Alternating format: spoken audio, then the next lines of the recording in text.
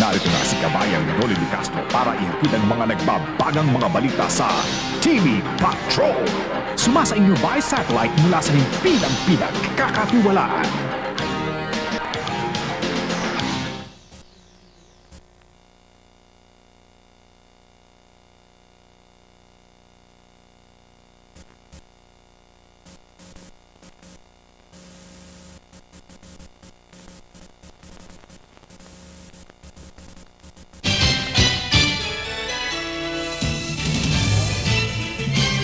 Sa ulo ng ating mga nagbabagang balita, kidnap victim Ignacio Ong napatay ng mga pulis. PNP Chief Sarmiento ipinagtanggol ang rescue. Tubig sa Laguna Lake posibleng i-recycle. Mga doktor at nurses biktima na rin ng diarrhea. Milagrosong puno ng mangga sa Pampanga dinadagsa. At Richard Gomez ayaw pa rin magpatali. Mula sa ABS-CBN News Center, narito si Kabayang Noli de Castro. Magandang gabi bayan. Mga bala ng pulis at hindi ng mga suspect ang nakapatay sa nakidnap na construction executive na si Ignacio Ong Jr. sa May Tanawan, Batangas.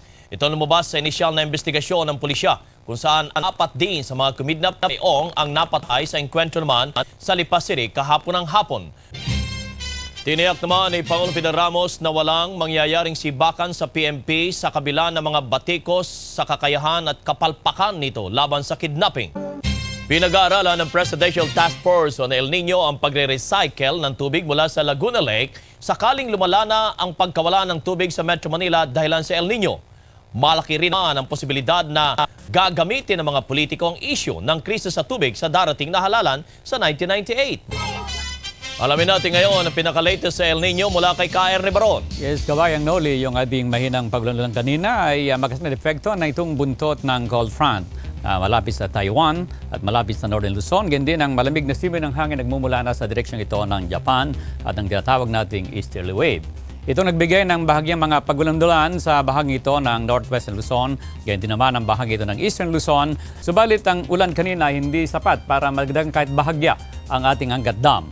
Makikita natin ang bahagyang pagulap na ito sa Luzon at ganyan din ang ilang pagulap sa bahagi ito ng Visayas. Subalit mas sa bahagi ito ng Mindanao na magbibigay sa kanila ng ilang pulupulong mga paglandulan lalo sa Eastern Visayas at sa bahagi ito ng Eastern Mindanao kabilang Surigao at kabilang ang bahagi ng Davao. Samantala, ang malaking pagkakasunog sa kagubatan ng Indonesia ay napawi na, subalit ang sa Australia ay hindi pa at patuloy pang naglalagablab at ang ating pinakahuling report ay lalo pa itong kumalat at sangin nanganganib ang isang nuclear power plant ng Australia.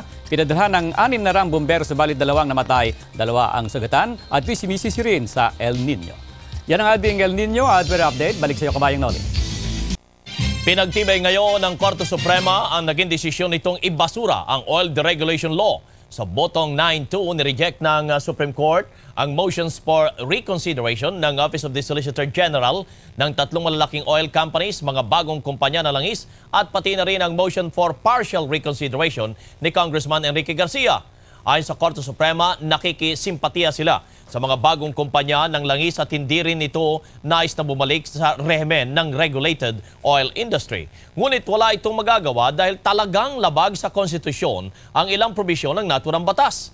Tiniyak naman ni House Speaker Jose de Venecia ang pagpapasa sa bagong oil deregulation law sa susunod na linggo. Nagbanta naman ang Senado na iboboycott nila ang LEDAC meeting kung tatanggi ang Malacanang na makipagtulungan sa isyu ng MECO. Ayon kay Senate President Ernesto Maceda, questionable ang biglang pagyaman ng gusto ni MECO Chief Armando Fernandez. Kabilang dito ang pagkakaroon ni Fernandez ng halagang 35 milyong pisong bahay sa Valle Verde 2. Ininala rin ni Maceda na isa sa pinagkukunan ng pondo ng Lakas NUCD ay ang MECO. Anumang oras ngayong gabi ay raretipikahan ng Bicameral Committee ang Income Tax Restructuring Bill. Alamin natin kay Pia Ontiveros ang pinakahuling kaganapan sa batasan. Pia? Tinanggi ngayon ng superstar na si Richard Gomez sa mga balitang nakatakda na siyang ikasal sa isang eredera mula sa Ormoc City sa Enero 1998. Mariport si Mari Dumawal. At yan ang kabuuan ng ating mga balita ay tinampok sa TV Patrol. Hanggang bukas, maraming salamat. Magandang gabi, bayan.